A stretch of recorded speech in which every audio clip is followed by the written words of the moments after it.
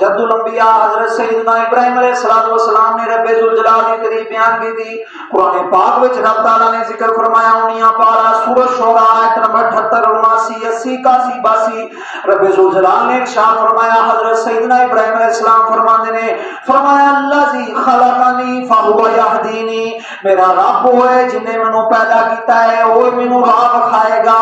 فرمایا والذی هو یطعمنی ویسقینی، میرا رب وہ ہے جڑا مینوں کھواندا ہے پیاندا ہے، میرا رب وہ ہے جڑا مینوں کھواندا ہے، میرا رب مینوں پیاندا ہے۔ فاذا مرضت فهو یشفین، جدوں میں بیمار ہونا میرا رب مینوں شفا دیندا ہے۔ واذا مرضت فهو یشفین، جدوں میں بیمار ہونا میرا رب مینوں شفا عطا کردا ہے۔